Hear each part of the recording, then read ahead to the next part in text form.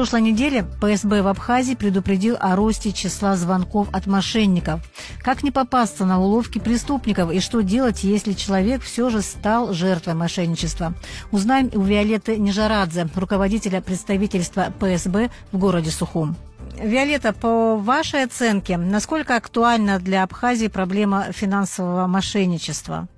К сожалению, проблема финансового мошенничества не обошла стороной и Абхазию. В последнее время ПСБ фиксирует рост активности телефонных мошенников, которые пытаются украсть деньги с банковских счетов жителей республики. Ситуация осложняется тем, что злоумышленники постоянно меняют схемы. Обзванивая население, они представляются работниками банка, сотрудниками правоохранительных органов, представителями операторов связи, учреждений социальной сферы и здравоохранения. А мошенники под различными предлогами убеждают людей перейти по вредоносным ссылкам в Telegram или других мессенджерах. Обманом они принуждают оформлять кредиты, например, якобы для проведения срочной операции родственнику, который попал в ДТП.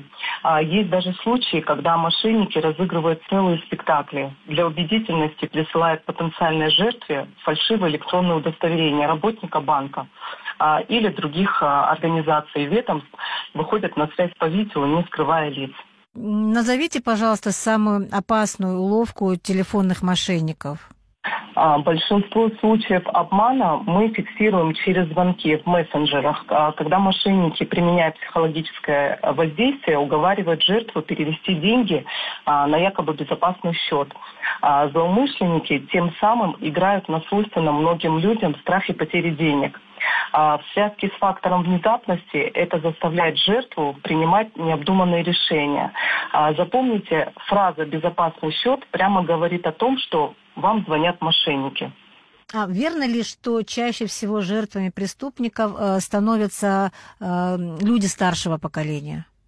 Да, большинство держателей карты ПСБ в Абхазии – пенсионеры. Как правило, эта категория населения отличается особой доверчивостью и наиболее подвержена внушению. Если в вашей семье есть пожилые родственники, необходимо объяснить им, что никому нельзя сообщать информацию о карте, пароли, коды в СМС-сообщениях, даже если звонят якобы из государственных органов или из банка.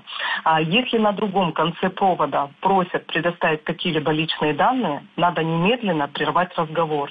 Но для большей безопасности попросите близких преклонного возраста не отвечать на звонки с незнакомых номеров. Это самый действенный способ обезопасить себя от телефонных мошенников. А что включает понятие заботы о собственной финансовой безопасности? То есть вот как нужно поступать, чтобы не ошибиться? Как бы парадоксально это ни звучало, но мошенничество активизируется на фоне цифрового прогресса. Например, сегодня мобильные банковские приложения обеспечивают людям удобство и существенно упрощают решение целого ряда задач. Но если игнорировать правила их защиты, возможностями этого программного обеспечения могут воспользоваться преступники. Это как с любой другой ценностью. Ведь что делает автовладелец для защиты машины от угона? Устанавливает сигнализацию, оставляет транспорт на охраняемой стоянке и не дает ключи посторонним. В вопросах финансовой безопасности, аналогично, тот же принцип. Возьмите за привычку ни под каким предлогом не обсуждать с незнакомцами темы, связанные с финансами или оформлением документов. Подобные вопросы необходимо решать самостоятельно, обратившись в соответствующую организацию очно, либо по номеру телефона, который указан на официальном сайте или в договоре. Не называйте свои данные по телефону и не направляйте их в мессенджерах. Перепроверяйте любую информацию, полученную от третьих лиц, кем бы они ни представлялись. Никому не называйте пароли и коды из СМС, не переходите по сомнительным ссылкам. Скачивайте приложение только с официальных площадок. Установите на свой смартфон и компьютер дополнительные пароли. В случае малейшей сомнительной активности по счету незамедлительно звоните в банк с просьбой заблокировать его до выяснения обстоятельств. Напомню, что ПСБ организовал в Абхазии контактный центр по бесплатному номеру 4 четверки можно проконсультироваться по любым вопросам, которые связаны с обслуживанием пенсионной банковской карты ПСБ. Звонки принимаются круглосуточно. Замечательно. Представители ПСБ тоже могут звонить клиентам по рабочим вопросам. А как понять, что разговор идет с реальным специалистом банка, а не с мошенником?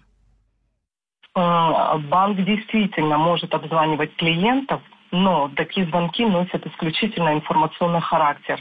Наши сотрудники никогда не звонят в мессенджерах и не настаивают на каких-либо там действиях, не направляют ссылки или установочные файлы и не просят называть коды, номера карт, персональные и финансовые данные.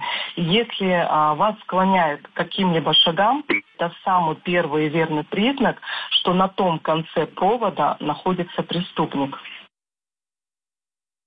А если человек все-таки ошибся, стал жертвой мошенничества, что ему делать? Жертвам мошенничества следует незамедлительно обращаться с соответствующим заявлением в правоохранительные органы.